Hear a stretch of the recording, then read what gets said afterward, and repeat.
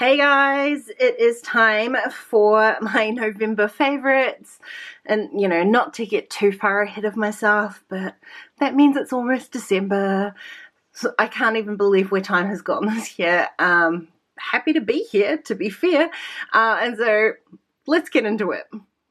So my favorite project in November, once again, is something I can't really go into too much. I have organized a memory decks card swap on my Patreon site, and so I've been busy making memory decks cards to send out to my swap partners.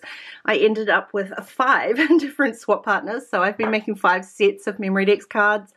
And they've been like the perfect kind of little distraction, not a difficult project to undertake. I just kind of sit down of an evening and enjoy making a set of cards. So let me just show you a few. I'm not going to show you all of the sets because obviously I haven't sent these out yet. They're here sitting in this box waiting to be sent, but I basically just made each set is from a different collection. So I've used a lot of pink paisley, crepe paper, all sorts of different brands in here, but it has just been such a fun project to work on, and I cannot wait to actually send these out.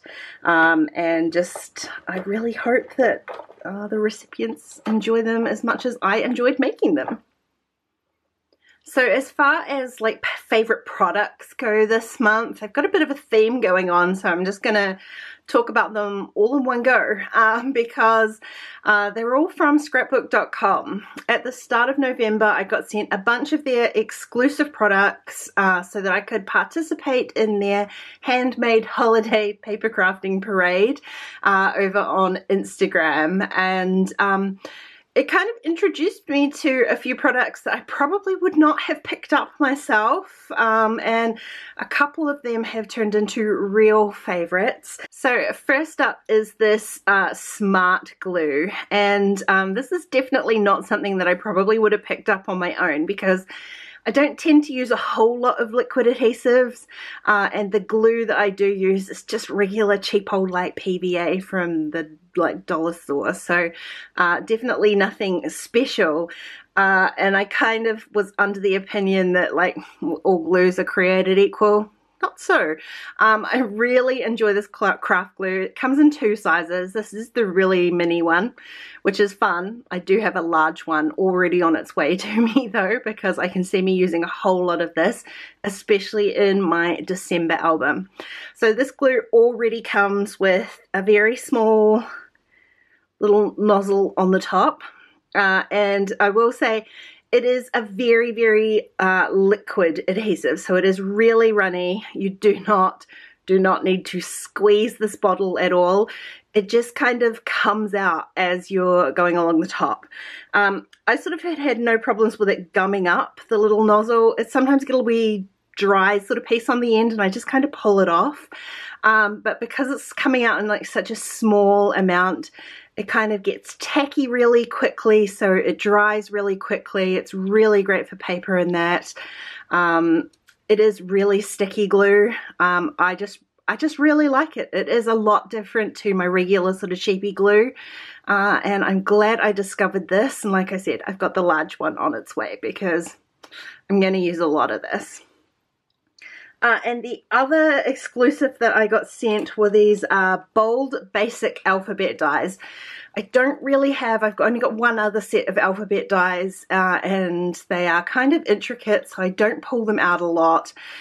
These dies come with both the lowercase and the uppercase letters, and I love that kind of like basic sans serif, really straight up and down font. It's really fun.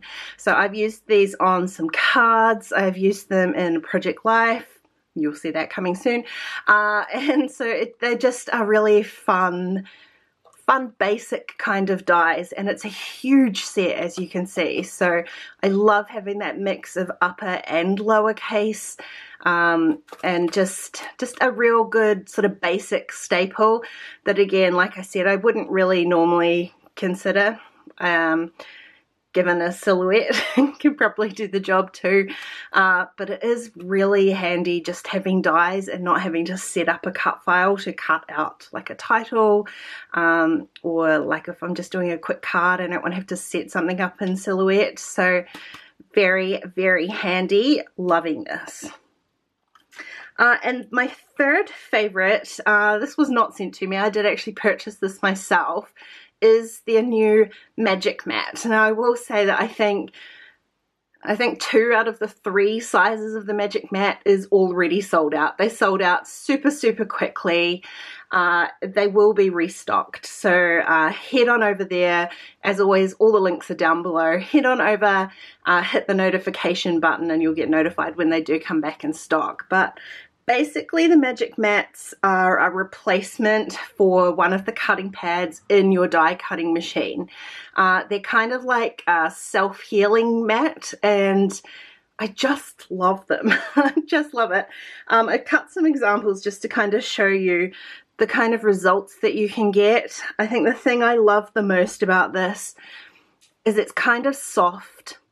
And so the thing I hate the most about like manual die cutting machine, I hate the noise of the dies going into those plastic plates, the cracking noise.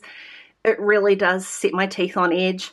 There is zero noise with this. It is so quiet. It is just lovely. But the other thing, I don't know if you can see in here, the mat kind of picks up all of those little, you know, sometimes you die cut things and they get those kind of little fluffy edges, little lacy pieces on the edge. The mat totally picks up all of that. And so your die cuts are completely clean and beautiful. I have used a bunch of different brands of dies on this. It works totally fine. The other thing I will say is that I have a very old Cuttlebug machine.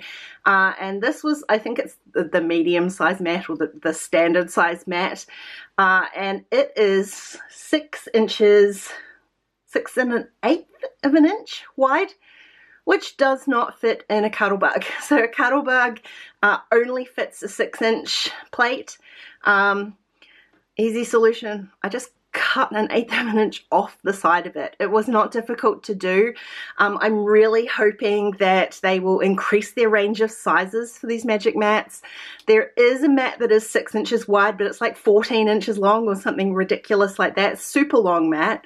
And there is a very small one. So either of those would fit in a Cuttlebug. Fine. The standard one, which is what I wanted, did not. All I did was grab a metal ruler and a craft knife, and I just really carefully cut equal amounts off both of these long edges. I just used one of my standard plates as a guide. It did not take long. It was not difficult to do. I even re-rounded the corners just with a pair of scissors.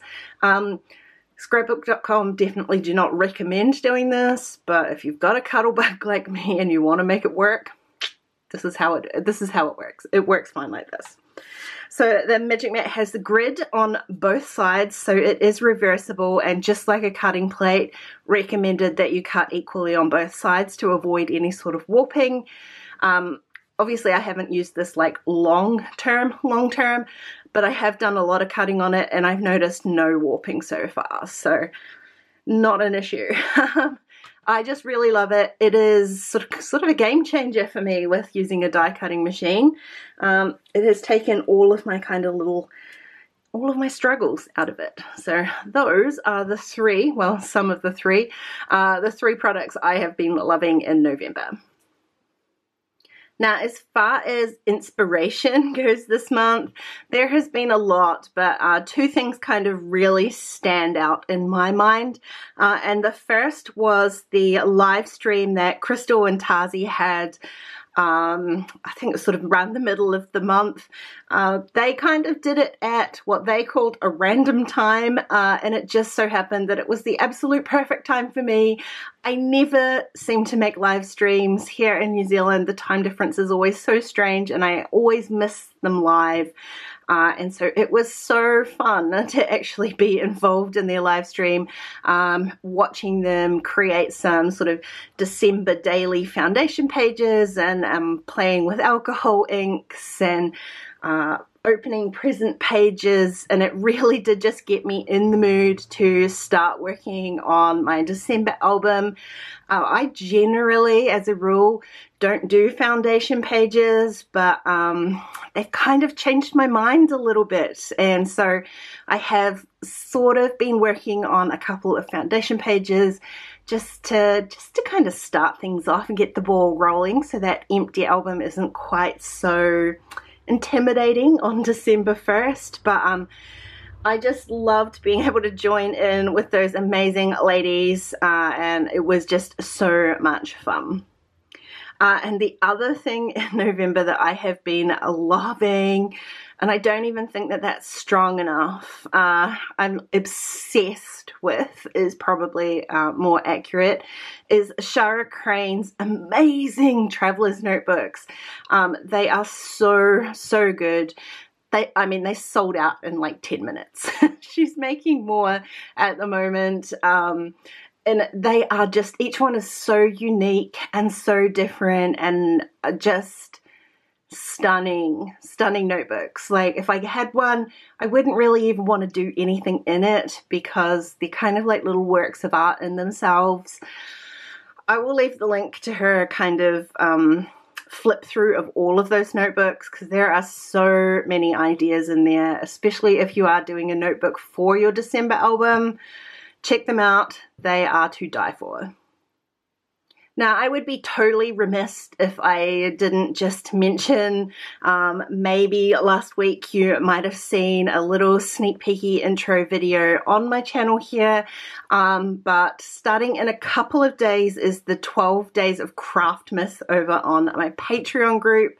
If you join up and become a paper pal, you will receive one video every second day in December. That's a total of 12 December themed videos.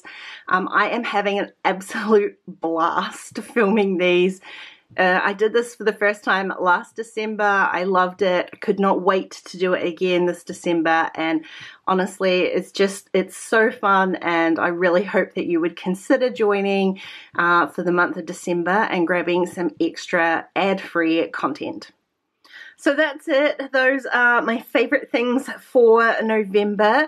I, as always, would love to know what you have been loving, and most especially what you're looking forward to in December. I've just got so much fun planned. It's exactly how I like to end my year, and I cannot wait. So as always, thank you for watching, and I'll see you again really soon. Bye.